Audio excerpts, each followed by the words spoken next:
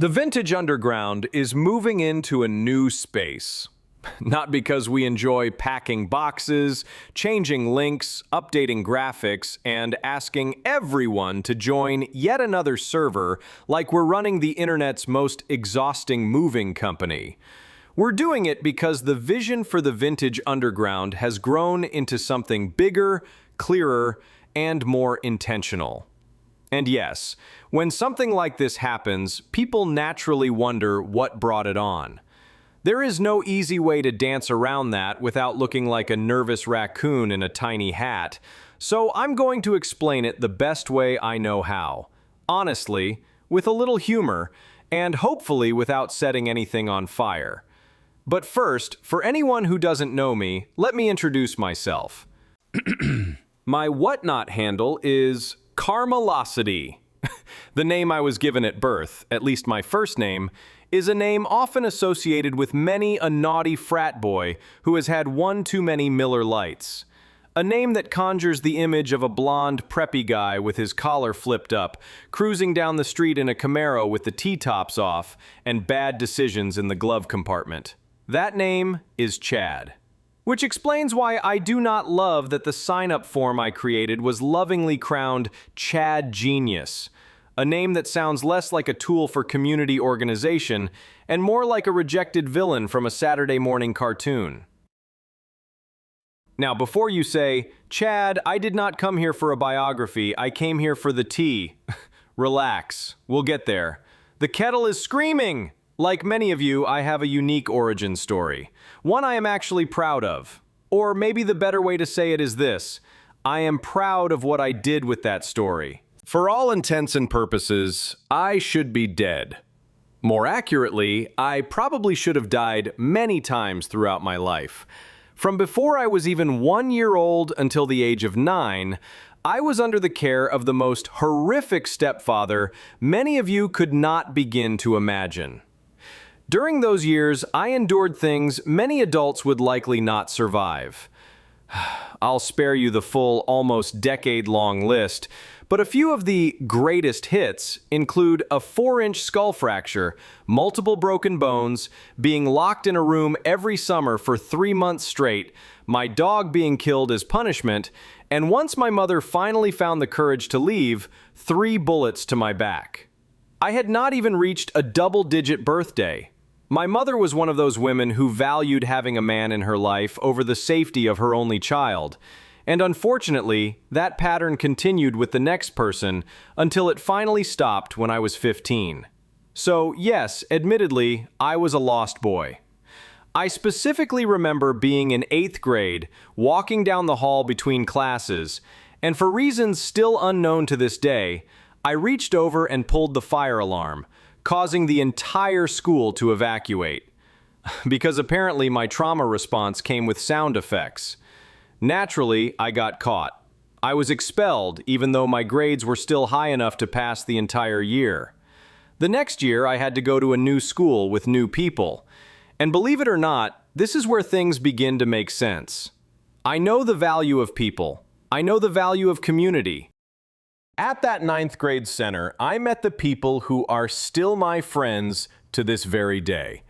They changed my life forever. Even the teachers at this new school were different, and I am still in contact with some of the ones who had the greatest impact on me. I have always been the funny guy, popular without realizing I was popular, friends with anyone and everyone. While some people were busy guarding the cool kids table like it was a royal bloodline, I was sitting with whatever group had an open seat and decent conversation. That is a trait I still carry with me today. Fast forward, and I mean super fast, to a 15-year high school reunion I was asked to organize. I was surprised to learn that people were asking whether certain other people were attending before deciding if they would come. Why? Because someone stole someone's boyfriend. Someone said something in home ec class while stitching together a pillow in the shape of the letter of their first name. Someone wore the wrong stirrup pants. Whatever ancient teenage nonsense had apparently been preserved in amber. Since I was friends with everyone, I was able to round up over 300 members of our graduating class. I was also somehow tasked with being the host, the entertainment, and the organizer, because apparently I looked like a man who needed 17 unpaid jobs. At one point, I was on stage with a microphone in my hand. I paused and told everyone I had something to say. I told them I did not understand why so many people were still hung up on things that happened so long ago. I had never talked about my childhood with my friends before, but that felt like the right moment to put things into perspective. So I told them. I told them about the abuse. I told them about what I survived. And the room, filled with hundreds of people and their guests, went silent. The point was simple. How can we stay so petty when we have no idea what some people are actually carrying? After my speech, I went back into the crowd to mingle, and to my surprise, many people had tears in their eyes. Even the football players and jocks were crying, which frankly is how you know the room had shifted. Everyone said some version of the same thing. We thought you were the spoiled rich kid, the funny goofball, the guy who had everything.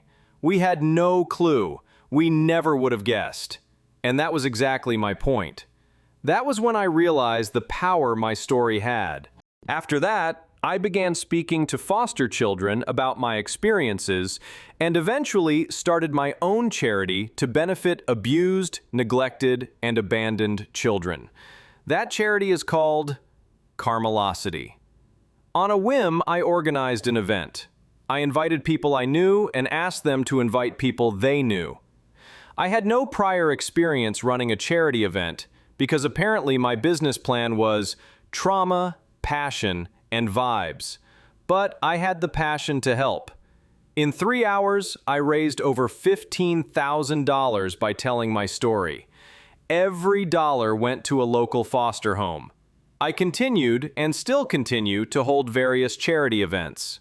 Eventually, the sheriff's office in my area asked me to speak to new recruits in their Child Protective Services division. That turned into me training sheriff's officers on what to expect from both the children being abused and the parents who would stop at nothing to hide that abuse. I have been to funerals for infants who were beaten to death, toddlers who were strangled, and a young man I mentored until he was 18, ready to graduate from the foster system and begin life in the real world. The problem was, he had nowhere to go. So he returned to the house of the father who abused him, the very person who caused him to be in foster care in the first place. He had a brother 1 year older than him, and as you can probably guess, the father did not change. These two brothers made a suicide pact because they could not live like that again. The young man I mentored followed through. His brother did not. I stood next to his father at his son's funeral, knowing what I knew, but also knowing there was nothing I could do in that moment. Nothing except continue to stand up for these kids. I have been successful because I am not a social worker. I did not learn how to talk to these kids from a book. I lived it. And they appreciated that I could call them out on their bullshit without treating them like broken little projects. I have 2 wonderful children, and I could never imagine harming them in any way, even with my upbringing. Their mother and I divorced, and after almost 20 years together, she became someone I no longer recognized. Again, that is another long story. But after multiple forensic accountants, I filed after discovering over $2 million had been stolen and hidden away. Still happy-go-lucky? Absolutely! I have been successful in business. I have done things and met people most others only dream about. I have walked red carpets, interviewed celebrities, worked on sets, and built brands. Hell, not many people know this, but I helped create something I guarantee each and every one of you use every day. And I was able to do those things because of who I am and what I bring to the table. Heart. Something many people in those industries seem to have misplaced between the ring light and the invoice. Sometimes when I tell stories, it may come across as braggy, but I can assure you that is not what it is. It is pride. I had to raise myself from a very young age, Literally everything I have is because I worked for it. I am proud of the things I have done because I know what it took to do them. I have won awards and received accolades, but that is not what means the most to me. Helping people, even with struggles nowhere near the caliber of what I went through as a child, is what makes it worthwhile. Which brings us back to where we are right now. I was asked to join the original creators of the Discord to help grow it into something bigger. No one asked me to create a sign-up system outside of how it was being done. No one asked me to make the graphics. No one asked me to make the videos. I did those things because I thought they would help people. When I joined, the Discord was just that, a Discord. I came up with the name The Vintage Underground, the logo, and eventually believed in it so much that I filed to trademark it. Look, peeps, my goal is not to throw specific people under the proverbial bus. That bus has enough dents already. But I was told flat out that the original intent for this community was to grow individual businesses. I disagreed with that from the beginning. Nope. Thinking back to my days as the new kid at that 9th grade center, my life would have been completely different if I had been excluded or not accepted for who I was and what I could bring to the table. I have had maybe 3 or 4 shows during the last year, so I don't even know if I would be considered much of a seller. I simply do not have the time. My time has been spent building something that has hopefully helped every person willing to participate in this community. No one asked me to create a survey to ask what we could do better, but I did. No one asked me to implement the changes based on the feedback from that survey, but I did. In fact, I was blasted for creating a survey apparently no one even wanted. You didn't mind, did you? And if you or anyone else asks me for an honest answer, that is what you are going to get. I am not great at handing people a decorative basket of nonsense and calling it truth. I don't talk in secret groups or hide in the shadows discussing your participation. What you see is what you get. So, here is my vision for the Vintage Underground. We are a community of sellers, buyers, creators, artists, and enthusiasts who have one thing in common: vintage. Some of us are new. Some of us have been doing this for quite some time. I believe everyone should have opportunities in this community. That being said, there is a certain level of quality in what we present that helps bring buyers into our streams and keeps them coming back. Yes, there are some trains or events where the items need to be top-notch. That makes sense, right? But we also need trains and events that are open for everyone to participate in. Not everyone is going to knock it out of the park every time. That is normal. That is human. That is also why community matters. When someone struggles, we help them get better. We help them succeed. This is not a competition. It is a collaboration. I intend to keep growing this thing, and the only way to do that was to start fresh. So here we are, folks. Curating people and items is not the answer for every stream, every train, or every opportunity. Promotion outside of Whatnot, search engine optimization, social media, and stronger visibility can help all of us bring in a whole new audience for whatever we each have to offer. That is what I want to do, and I want to show others how to do it too. Many of you have your own areas of expertise. At some point, a new seller may ask you a question. Help them. That is how this works. That is how a community becomes more than a logo slapped on a Discord server like a bumper sticker on a shopping cart. The Vintage Underground is not a group of 4 people making all the decisions. At least, not anymore.